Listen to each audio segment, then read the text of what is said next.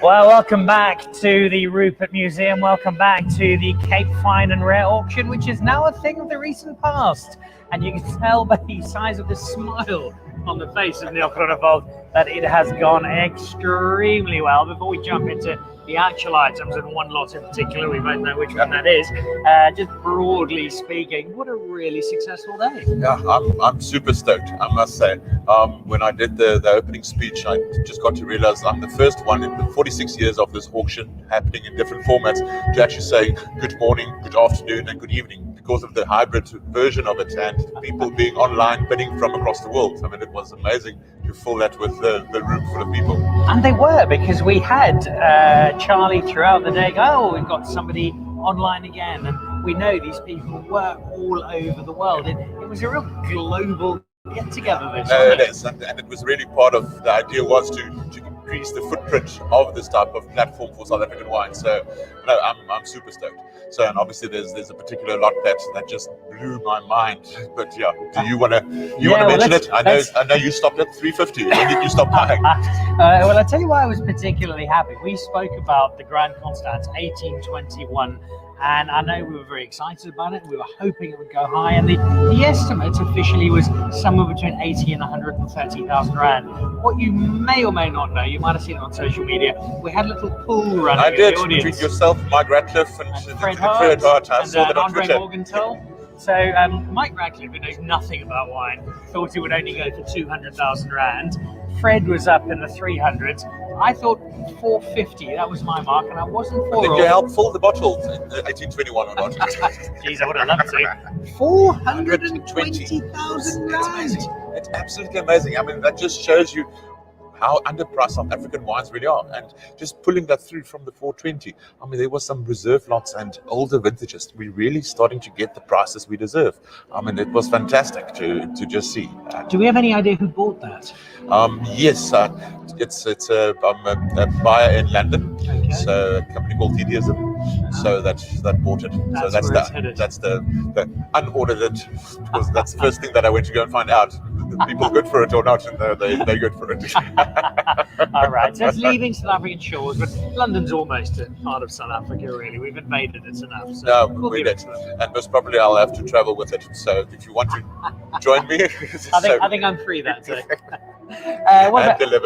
What about the rest of it? We cleared north of 2.1 million rand through the course of today, and every single lot, as far as I saw, there was the estimate price, and it went over that price. No, for sure. That's why it's definitely over-delivered on what my expectations were as well.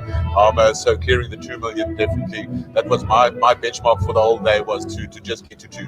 So, and yeah, clearing that was definitely amazing. What I also loved was watching on social media just how many people, if not bidding on the wine, were certainly interested, were watching, were engaging, were talking about it. Obviously, the 420 was the big one, and loads of people involved in that. But just generally, there was a huge amount of interest in today. And also, what surprised me was our older, more matured vintages, like the 61 Zonneblooms and the prices that it gets. It just shows you there's still a market for matured wines. You know, these wines of today, where it's 2020 vintage Sauvignon Blanc, and if it's 21, they'll take 21. I mean, there's a different buyer as well that can appreciate these matured whites and reds. I mean, we had some amazing white wines from 10 years old, 14 years old that were fetching great prices. We're indeed, and across the board, right at the end, I think the Cabernet Collective lot went north of 20,000 rand for just 12 bottles of wine. Yeah. These are terrific prices in themselves, but I think even more importantly, it's a wonderful litmus test of the health of the South African wine industry. For sure. No, it is, and what people are willing to pay. So I think we would have maybe gotten even more if it was in the beginning of the day, because you could definitely feel, I mean, poor Charlie was speaking for 6 hours non-stop. I hope he's rehydrating somewhere at this point in time. But yeah, no, and that makes the auction. I mean, I think everything ran smoothly. It's like my mom told me before my wedding, only I will know if something goes wrong, and that's exactly it. You know, so there's definitely builds on today, but the future and this hybrid type of way of doing it, it will definitely be part of it. I saw your panel go up a few times. Did you manage to get hold of one or two lots? I did. I bought some Riesling. So and then there was a very special parcel of 1975 cab from Nederburg that I wanted. So it's my birth date, and I decided to raise the paddle a few times for that.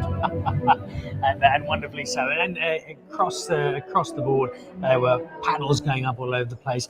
And I loved the fact that we saw people like Michael Frijon, people like Cathy Van Zyl, people like Francois Openbach. Yes, they're involved in the auction, but they are not going to let that stop them from getting involved in the bidding. Exactly. So that just shows you the authenticity of it as well. So they really believe in the wines that were chosen, even though it was blind tastings and stuff. I mean, it's actually amazing. I had a chat to Michael last night, and he said he's actually looking forward to tasting this because the last time that he tasted it was blind. So making notes. So no, it's been good all around. I think really a good experience. So the smile is in place, but I know you well enough to know that these are not laurels you will rest upon, and that already in the back of your mind you're starting to think about 2022. Mm-hmm. What do you learn from this auction? What do you take away from this auction? I definitely think a learning would be that I want the hybrid portion to be more interactive. So I'm already envisioning a big map of the world, and where the bids go up, that you can see this comes from Hong Kong, or this, and even with permission of those bidders, showing their photos. So just to have a bit more interaction from the audience as well. I'm just saying, it's online. It's not enough. You want to put a personality to it, or at least the region. Just showing this global village that we're living in. So yeah, that's one of the things that I'll change. And how do you match the 1821 Grand Constance as a headline act for next year?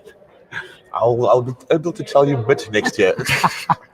I'll need to go into the tabernacle and find a few more rare gems. But no, it's a one of a kind. That is true. But there's some very, very special other parcels, and I think just showing the confidence that the buyers had with the wine selected, there's going to be more producers also engaging with us in future. So to show that it's an inclusive, that it's a platform for the industry. It's not a Distel or a Nederburg platform that it was in the past. I mean, we're really doing this for the industry and creating that awareness. And I think that's such an important takeaway from today, is that in the build-up, when describing this to people, I've often said it's the Cape Fine and Rare auction. It used to be the Nederburg auction. I think less and less now we're going to have to use that point of reference, which is not to throw away a fine and proud history, but this has become a new event in itself. For sure, no, definitely, and just going the different angle with being hybrid and increasing our footprint globally is also a completely different spin to what it used to be. So no, the sky is the limit at this stage. So reaching for the star, landing on the moon, was probably what we'll do next year. Well, the wine is being poured. I see most people are still here celebrating and enjoying what is a wonderful, wonderful afternoon. What's your final message, first of all, to the people who've been involved in the auction today, both buying but also helping to put it together, and then what has been your message be to the South African wine industry from today? Well, firstly, for everybody that's been involved, I mean, this was one great team effort. So we wouldn't have been able to pull it off if it wasn't for the likes of yourself and the team that I've got on the ground. I mean, every little detail was looked after, and that really makes me proud of the teamwork and collaboration that we've actually got as a team. And to the future, I think the producers that are not part of the auction yet, you better come home soon. So we're showing what South Africa can do and what type of revenue we can actually have for these rare finds. And it can be an extra income stream, definitely. So there's lots still to do. Neil, we look forward to Dan Really Likes Wine being a part of this journey going forward. It's been an absolute delight being part of today, watching it firsthand, seeing it all unfold. It's been a long day, but a wonderful day. And thank you for all the hard work and everything your team have done to make it happen. Thank you, and thanks for yourself coming down. And yeah, I'm also looking forward to a collaboration so that we can pull it throughout the year and make wine fun as well, so not just profitable. As we should. Exactly. I'm going to let you drag Charlie away from his crowds of adoring masses. I'll try and go and find him. So thank you very much. Enjoy the celebrations. Neil Hurlevold, the auction director at the Cape Fine and Rare Wine Auction. And he and his team have done an absolutely fabulous job today. And it's been such a wonderful celebration. It's a celebration that Neil and his team were responsible for putting together, but there was one man in particular, the human can of Red Bull, who has held it all together today, auctioneering for 5 hours, and here he is. Is this me? Not looking like he's done anything. I look terrible. Cheers. I've got some share now. Yeah, Charlie Foley. I know, I've got no voice. There's a hint of sort of Eartha Kitt to you. Yeah. Exactly. But what an effort. That was just 15 minutes shy of 6 hours. No, it was good though. We're huge prices. I mean, great. 420,000 for your 1821 Grand Consent. So amazing, and hopefully the buyer will enjoy that. It's really, really delicious. No, I'm trying to find out who they are. I want to be their best friend. Send them Facebook friend requests. Exactly. Let's go back to the very start of the day when you kicked it off. What were the expectations in terms of what you'd get out of today? And did you meet them? Did you surpass them? How did the day play out from what you were thinking? Yeah, sure. I mean, I think I was slightly concerned, as I said this morning, that there's less trade buyers around because of the effect of COVID. But the guys did a really great job of getting the best private clients here. And these guys were happy to bid on these exquisite wines. Across the sale, all of these sort of rare wines that are usually on allocation did quite well in these back vintages. And happy to see so much activity from online, from around the world. And so that was quite exciting. And just high prices all around, really, for these rare things. Great. You seem to balance it very effortlessly, the guys in the room versus the guys online. Yep. Was it a little more difficult than you made it seem? Maybe slightly. I'm used to a bigger screen. I suppose this a slightly smaller, phone that we started with. But it's learnings for next year, and hopefully we'll have a bigger screen where you can see bids coming in from Malibu, from London, from New York, wherever. That'd be really fun. But you just have to use them as a sort of extra pair of extra person in the room. And so you say, oh, here we are online. I'm with you, but I'm against the people in the room, whatever. And just trying to stay everyone's friend, really. We're always enormously proud of our wine in South Africa, our wine events in South Africa. So sometimes we need a bit of global perspective just to keep us in check. Yeah. I think this was a terrific event. How did it compare to some of the other events you've done of late? Oh, no, I think it's great. Amazing place. We're in the Rupert Museum. The sun is shining. The Helderberg behind us. I mean, so we're just lucky to be here, aren't we? And I think it's great. The crowd here is so excited to be here at the sort of most prestigious ritzy event on the Cape Winelands. And I think that's what really makes it really. It's a nice crowd that are coming. Everybody's just happy to bid on delicious wine. And they did so with great relish. Have a look, other than the big one, which I'll come back to you about in a moment. But beyond that, what put you by surprise, perhaps? What caught your eye in terms of what people were buying today? Yeah, sure. Well, I mean, amazing for the old wines. Zonnebloem was the sort of darling of the day, really. I think I mentioned it before, but the 61 was doing great, the 1980, and the old Niederberg wines from the 1980 were achieving great prices too, both online and in the room, which was quite nice. And as well as those older wines, you saw great prices. The Villafonte, that was fantastic in large format. Hey, that was so fun. And then you saw great prices for things like Chenin, David and Nadia, fantastic on those verticals. I think that was really great. And then red wine, the things like Ratz was doing amazingly well on the Cabernet Franc. They'd put just the right amount of wine in and different sort of vintages. So I think that was really nice to see these sweet little verticals, which people want because they can have a dinner at home and then impress their guests. And you also ended up with a bit of a flourish. That Cabernet Collective started a little slowly and then picked up momentum quite quickly. Absolutely, yeah. We had two lots in there in a parcel, and the first one, I can't remember the figures I sold for now, but I think the first one sold for 12 or something, and then the second one, all the buyers sort of lit up online, and then we kept going. What did we get for 21? 21 and oh my God, amazing! Yeah, it's such a drama in the room. We're at 21, and then the online buy went to 25, 21,500. It was great to sell it in the end for a really great price. Well, there's a wonderful sense of theatre to today, and that's thanks to you, and you produced it brilliantly, and no more so than when you brought out the Grand Constance. Now, what you won't know is that a small group of us in the room had a stab at what we thought it would sell for. Great. So Mike Radcliffe of Villafonte fame, who I said it earlier, but knows nothing about wine, thought it would only be 200,000 rands. He didn't back you at all. Fred Hart was in the 300s, Andre Morgenthau, 300s. I reckoned that having spoken to you and having seen the glint in your eye, it was going to go high. I went 450. Wow, you almost got there, yeah. And 420. Such a great price. Yeah, we did some big work. I mean, kudos to the team in London, the PR team, Culture Communications. They did loads of work, and people all around the world were aware it was going to sell. Obviously, I did some work sending things to private clients, and so we had some bids. Michael was doing some bids for me down the front, and then it just took off online. Thank you to the underbidder, who was probably the most important person for supporting that all the way up to 410, and then it sold for 20. So how exciting! It is terrific, and it must be, I would venture, even for someone like yourself who's done so many auctions around the world, who's sold so much wine, that must be one of the most special bottles you've ever sold. Yeah, absolutely. Bicentenary year, Napoleon died in the same year, and such a delicious wine. And hey, everybody in the room was standing up, clapping, gearing it on. You never tend to get that. You get sales at Christie's where people just expected that things would sell for decent prices. Here, everybody wanted this thing to sell for a great price because it's going to make some press and it's going to sell. It's going to say something about South African wine, and I think South Africa really deserves it right at this moment. I love that, and I love the fact that just as a whole today was such a great advert for South African wine. What message do you think today is sent out to the rest of the world about our industry? You know what? South Africa does fine and rare just as well as anybody else. They do these exquisite small cases of things and verticals and these beautiful old vintages, and they're doing really refined wine.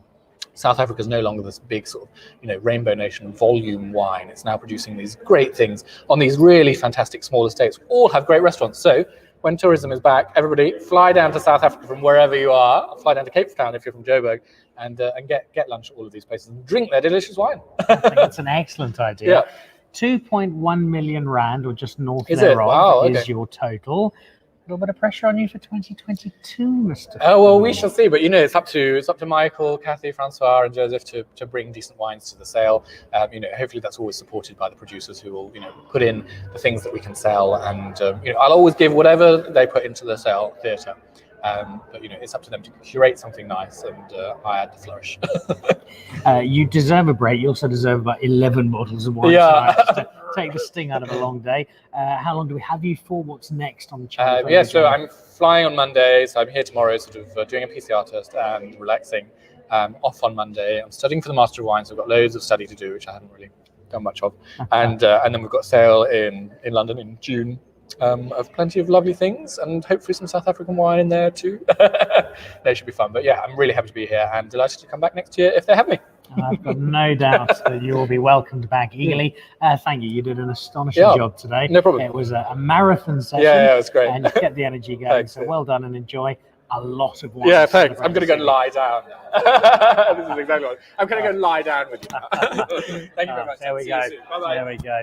All right, so between Neil and Charlie just giving us a wrap-up of what has been the Cape Fine and Rare Wine Auction for 2021. It's been a terrific day. Over 2.1 million rand raised, headlined by that staggering 420,000 rand for the bottle of Grand Constance. Gee, it was a great sale, and the whole day has been terrific. It's been a really good day for the South African industry, a really good day for the auction, and everybody who's either been here in person or been part of it online, I think has thoroughly enjoyed what's been a great celebration of South African wine. A lot of money going to charity today as well, so all around, loads of very important boxes ticked, lots of smiles on faces, and lots of great wine had as well. I've got a glass of the Tangham White from Durbanville Hills. That will see me through to my flight home to Johannesburg this evening.